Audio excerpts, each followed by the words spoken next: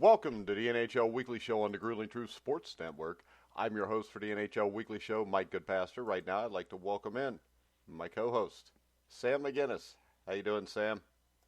I'm doing good. Just good? Yeah, that's the norm. All right. So you're doing good. So let's talk a little NHL, and let's check out the trade deadlines coming up on Monday. And what are the trades that have stood out to you so far?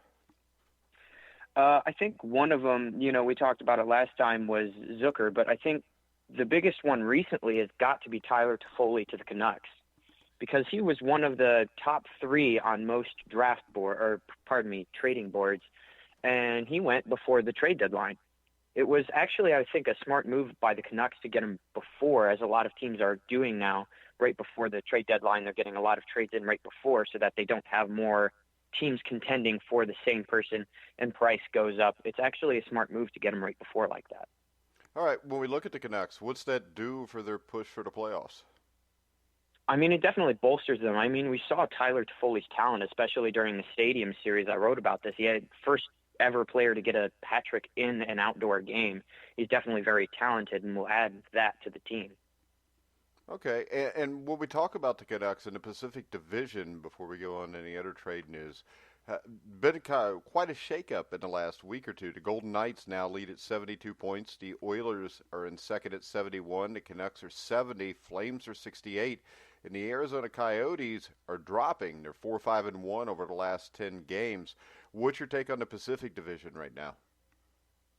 I mean, we knew it's crazy. It's really the battle to see who stops tripping over their own mistakes, because the Pacific isn't particularly strong. It's just there are a lot of teams right around the same talent level, so you do get competition at a certain level. As for the Coyotes, that has been interesting. A team I would have thought with the talent, especially after the trade for Taylor Hall, I would have thought they would have been higher in the standings, but they've actually, despite his production, have gone down in the standings, which I find very interesting. Yeah, and we look at the Central Division, and the Blues, 78 points, the Stars, 76, the Avalanche, 75. This division is wide open right now, and with the injury St. Louis sustained, losing 5 in a row after that injury, where do the Blues stand right now? Well, fortunately for them, I think they've won one or two games recently after that, so they've broken the losing streak recently, and I think they will get back onto their normal habits as they have been. I think the Bouwmeester thing just messed with them like you said it would. I was expecting them to just overcome adversity immediately, but perhaps that took a bigger toll on them than I thought it did. Yeah, so what you're saying there is I was right and you were wrong, right, Sam? Pretty much. Okay. The Dallas Stars, 7-1-2 in their last 10 games. I mean, I think the Stars can win this division, Sam. And I think the Avalanche aren't out of it, but I really like Dallas here. Yeah, I mentioned this when we were talking, I think it was 3 weeks ago. You kind of dissed me for picking the Stars, but I said if there was one team that could pass I did not diss the you Blues, for picking the Stars. Jeez. You did. I did. I'll tell you, you're just trying to come back because I owned you on that last one. But go ahead. Anyway, but yeah, the Stars have a lot of very high-end talent, specifically on defense, and I like the zone that they play. It really helps out their goaltenders. Both their starter and their backup are very good goaltenders, and it's really what's carrying them right now. Yeah, and when we look on, we had the injury recently of Oliver Bjorkstrand, who was injured during a game, lost his footing, ran headfirst into the boards. How's that affect the team? I mean, that's got to hurt because Bjorkstrand was already hurt earlier in the season. Now, fortunately, when he came back, he was doing very well. He leads that team in goals, and you just lost him. I saw the injury myself. He got his feet stuck in the boards as he was getting launched into them because he lost his footing after getting it was a legal hit, but he lost his footing, and there's nothing you can do at that point but run into the boards. So it'll depend on the severity of that injury. I hope, you never want injuries. I hope it's short term for his sake, but we'll have to see. Yeah, and then we look at the Metro Division, something I think that probably surprises both of us. The Penguins now tied for first at 80 points. They're 6-3-1 in their last 10 games, whereas the Washington Capitals have dropped off 3-6-1. Do you think that the quest for the 700th goal may may take something away from the Capitals where it brings in something else on top of just winning the game? Well, yeah, because now the players may be trying to feed him more to give him more chances when you might have better opportunities elsewhere. And this has been a somewhat of a focus, but I do think the Capitals have generally the right mentality. It just depends on how they run the games now with that being so close. He's at 699, and the funny part of this is he may score his 700th goal on Sunday versus his greatest rival, so we'll have to see that. All right, and we look at the Atlantic Division, and we've got maybe the two hottest teams in the NHL, the Bruins and the Lightning, both 9-1 over the last 10 games. The Bruins hold a 3-point lead over the Lightning, and the Maple Leafs and the Panthers basically not in the discussion to possibly win this division anymore. What do you think about the Bruins and Lightning? Because the Lightning have been on fire for a little while here, and it doesn't look like that's going to stop anytime soon. No, and I think this is the thing, is the Bruins are fantastic, but I think they won't win quite as much as the Lightning will because they're generally older, not because they necessarily have less talent, but because they might not just be able to keep up with the exact pace of the Lightning. And you'll see this, the Lightning have come back from nothing to now tied with the Bruins. I would not be surprised to then see them pass them. I don't really think it matters, though, because the Bruins' playoff experience can still beat. It'd be funny to see the Bruins, of course, and the Maple Leafs again, except not at all. I would prefer to see a different series this time around, but we may get that again because of this. All right, so Captain Andy Green was traded to the New York Islanders. The Islanders are a team that 4-5-1 in their last 10. They've kind of dropped off 72 points. They're hanging around right around the last wild card spot. Can Andy Green put them over the top and get them to the playoffs? I don't think it will be Andy Green that gets them up there. I think they will get to the playoffs whether they had traded for him or not. But I think he will bring some playoff experience that may get them further than last year that they got to. Okay, because I don't think the Islanders are going to make the playoffs, Sam. I don't know. I with good coaching and that kind of talent on defense and goaltending, I have a feeling you might have slumps like this, but I think they'll come back up in the standings. All right, the Arizona Coyotes. We talked about them a little bit. I mean, are they going to be able to hold on to a playoff spot here? That is going to be hard to tell because they've been very inconsistent. But the thing is all the other teams that could take that spot from them are the exact same. They're all really inconsistent. So it's hard to make an exact prediction on that. But I would say when it comes to goaltending, you'd have to usually pick the better goaltender, but then you have a problem there too because the team closest to them, Connor Hellebuyck versus Darcy Kemper, I mean, it's hard to compare because they're almost exactly the same in the Vezina race and in talent. So it's very hard. It will be one of those teams. It's just very hard to pick one. If I was going to pick one, though, I think I would hold on to Arizona. All right. Now, we talked a little bit about Edmonton. They're only a point out in the Pacific Division. The thing that has impressed me is they've done this without Connor McDavid. They've played well when he was gone. He's at practice now, though. It looks like he'll be coming back soon. And I think Edmonton can win the Pacific. Yeah, I mean, props on them. I didn't think this was possible because of the way they had played earlier in the season, and they have seasons past, but they stepped up to the challenge this year, and even without their best player and without some of that top talent, they've gone up and then just started scoring goals in depth. Leon Draisaitl, of course, being himself even without McDavid. They've just done everything they've needed to do to keep going, even without these best players and all their faults that you thought would have been exposed. They've now strengthened up. So props on them, and I think you're right. They could very well win that division. All right, I'm going to throw another trade at you. What does Blake Coleman do in his new city? See, this was somewhat confusing to me because the Lightning are pretty well set.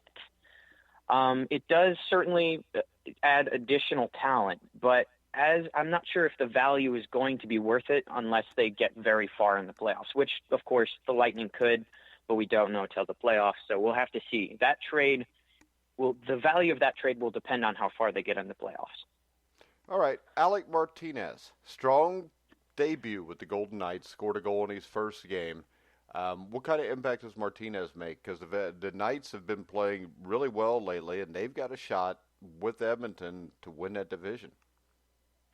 Well, it certainly brings Stanley Cup playoff experience. I mean, he scored the game winner back in earlier days with the Kings when they were a juggernaut, and the goal he actually scored with the Golden Knights was very similar to that game-winning goal with the Kings. So I think it definitely brings some serious experience that can help the Golden Knights come in the future. All right, here we go. You probably want to sign, or you probably want to fire the Columbus Blue Jackets coach again, right, Sam? They've lost 7 straight games. Yeah, I actually don't fault them for this, actually, because they've done so much when they should be doing so little. To have a losing streak like this should be expected somewhere in the mix because something has to give. But I think they'll get back to it here soon. It's been tough for them, though. Will they be able to pull out of it? I think so. Again, John Tortorella has pulled stuff out of his butt for the last 2-3 seasons now. So I'm expecting it now. All right, what's your take on Chara being fined $5,000 for a cross-check on Brendan Gallagher? I watched it. That's totally deserved. He cross-checked him directly to the face. I don't care if someone shoves you, and it wasn't like a big push or something. He just wanted to. They were just being hockey players. He pushed him, and then Chara cross-checked him to the face. That was a little. Regardless of what went down, that's uncalled for and does deserve some sort of a fine.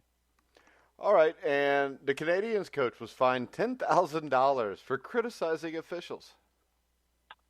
Yeah, you can't really do that. I know in high school you definitely can. We do it all the time. But, like, when it comes to being professional, you can't talk about refs like that. And honestly, the Canadiens coach, what he was saying was all an excuse to how they were playing in the game anyway, and none of that penalties that should have been or shouldn't have been called wouldn't have necessarily won them the game anyway.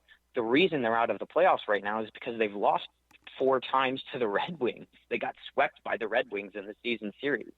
So they need to start looking internally instead of externally. All right, you ready to go to the listener questions? Absolutely. All right, we'll do a little mail call because Sam was a huge fan of the Blues Clues. And we're going to start off with at IslesFan97. He says, do you see anyone that the Islanders could target at the trade deadline? Anybody else? I definitely would still go for Chris Kreider because they do need offensive players. So that would be my first choice. That was a quick answer. But It wasn't a hard one. I mean, Chris Kreider's high-end talent, and they need that on the offense specifically. So that would have been my first.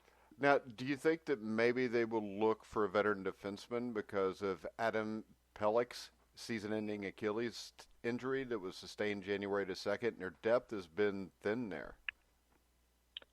I mean, they could, but I still trust their goaltending and defense, and I still think the offense is the number one concern. All right, Raptor City 45.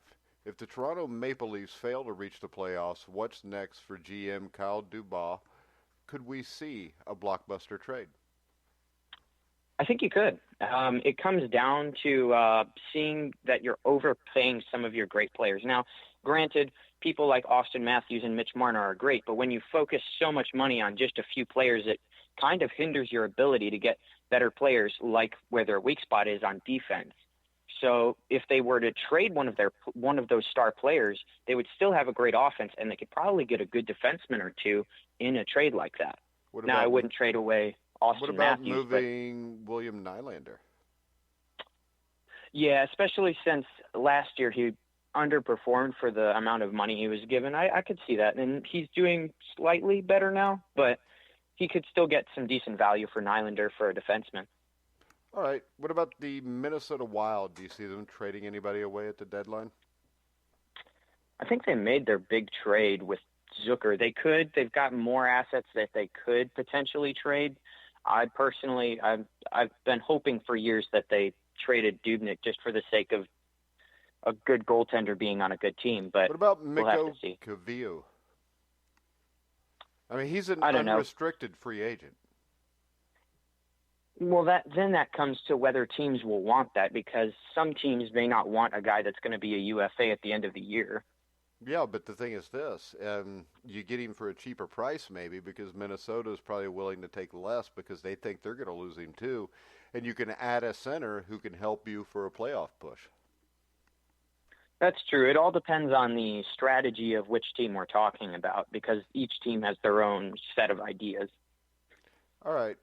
Question from Gil Myers. He wants to know what it will take for Samsonov. We need to get less foreigners, huh? To be considered for the Calder Trophy. I think first off, that's going to be hard because you've got Cale Makar up there. You've got. Hughes. Oh, I'm sorry, what? Quinn Hughes. You've got Quinn Hughes. I just would have a hard time seeing him being up there right now. But it's not like he's done a bad job. He's definitely been better. I think it would just take an overall increase of everything that he's doing right now. It would have to increase pretty much twofold for him to get up there with the rest of them. All right. From Peter Johnson, 27 on Twitter. How close are the Canucks to being contenders? They're close, but they're not there. Like Tyler Toffoli, they're on the very edge of that, what I would consider a cup contender. Like right now I have them third round, and I have no doubt that they could beat every single team in the Pacific.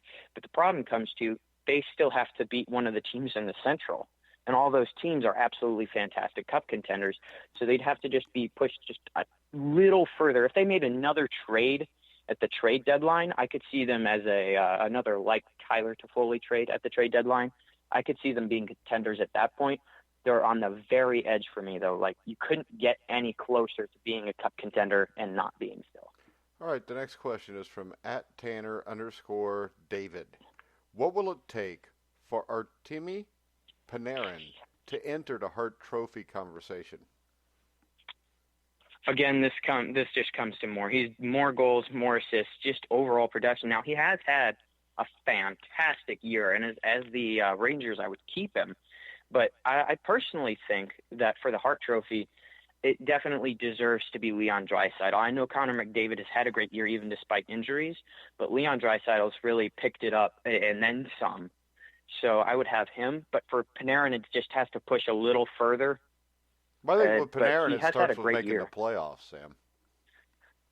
But you're talking about an individual player award. I mean, look at Connor McDavid. He's been on the Oilers. They haven't made the playoffs in a long time, yet he's won multiple Hart trophies because he's that good. We're talking about individuals, not the team. Yeah, but when you talk about individuals and not the team, I mean, the most valuable player to me is somebody who makes his team better. Well, sure, and Connor McDavid does that, but it's like if you put But I'm saying with like if Panarin, you put Connor McDavid on the Oilers. Yeah, but with Panarin, he does not have the reputation of a Connor McDavid yet. So all I'm saying is if they make the Stanley Cup playoffs, I think maybe then, because Connor McDavid earlier in his career was making the playoffs, correct? Earlier, yes. Yeah, so he got a name because we all know a lot of this is a popularity contest also. So I'm just saying I think that Panarin, before he can even enter the conversation, probably needs to get his team to the playoffs. I mean, I feel like that's unfair for an individual to be asked to carry an entire team to the playoffs. We're not asking him. But the thing is this. If you're the best player, you should be able to. We see it in all sports. But that's not how hockey... Yeah, we see it in hockey. You have to have a full team in hockey, or at least a decent team around you. You can have great players, again, referring to Connor McDavid, years haven't made the playoffs, but has been one of, if not the best player in the league. You need to have a team. There's no question about that in hockey. You have to have a team in football also. Yeah, but you don't need as much of one as you do in hockey because the best players don't even spend half the game on the ice, except maybe the starting defenseman. Yeah, I'll give you that. Let's see if we got anything else here. I believe that was it, maybe. Hold on here. Yeah, that was it. That's all the questions. And you can ask us questions by direct messaging us at Grueling Truth on Twitter. Anything else before we wrap it up, Sam? Yeah, how about the shortest player in the NHL winning a fight against a guy who's 11 inches taller than him? Well, it's because he's got I don't leverage. know. And if you're on the skates, it's hard to cool, reach down with a punch. You know what I mean? Well, he also got into the fight. Like, he was started on his back foot, so it was harder for the Flyers player. I didn't see who it was, but it was harder for him because he started on his back foot. Well, I just can't believe you're encouraging fighting now, Sam. I just thought it was cool that someone so short beat up someone so tall. Well, and also considering I'm a short person, you should understand why I feel this. And then we got Vasilevsky, whose streak ended and lost to the Golden Knights last night too, on the Martinez goal. Well, a streak's got to end at some point. Yeah, 11-game winning streak from the team you like to make fun of because you said they choke all the time in the playoffs. I said once. I just don't trust them now because of how big it was. Okay. But, all right. We're getting close to the anniversary of the 1980 Olympic hockey team, aren't we? Wasn't it like February 22nd or something? It's very close to where we are right now, yeah. You ever watch that game? I never got to watch the full game. I could never find a full... oh, pardon me. Ouch. I never found a full recording of it. I don't know if it's just my phone with bad filters or whatever, but I could never find a full recording of that game. I've got a full recording of the game. I think I've got all the games from that tournament. That's nice. It is, but what the heck? I was able to see the third period, so at least you got that. There you go. Ruzioni scores, but it was a great game. You ought to watch it if you get a chance. I know YouTube, there's a guy, I think his name's Virgil Moody is the name of his channel. I think he's got the whole game up on there. Yeah, my problem is I'll click it, and I think it has to do with one of the filters we have on the internet here because it won't play it. Well, okay. Your mom filters out hockey from you? No, we've just got a bad filter. All right, Sam, you want to tell everybody where they can find you on the internet? Yeah, at SamuelMcG22, everywhere you can go on social media pretty much. Oh, but on a side note, one thing we forgot to mention was our special trade deadline podcast. I didn't forget to mention it. I was going to mention it when we were done, but go ahead.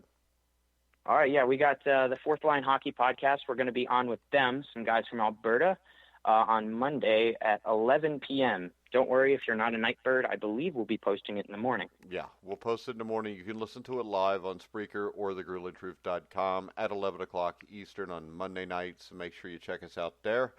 You can follow me at Grueling Truth. And we have if you want to hear sports all day, at 1 o'clock, me, Anthony Servino, Sam Teets, and myself will have on an NFL mock draft, our first one of the year, at 1 o'clock. At 2:30, former HBO boxing historian Chris Shelton will be back with me on the old-time boxing shows. We look back at former heavyweight champion Ray Mercer. 4 o'clock, we have Xavier's legendary broadcaster Andy McWilliams, who will be on with me to preview tomorrow's big Xavier versus Villanova game. Other than that, I think that's it, though, Sam. So we're going to wrap it up until Monday night at 11. You can hear us every place you can find podcasts, including iHeartRadio, iTunes, TuneIn, Spreaker, Stitcher, Spotify, YouTube, you name it, we're there.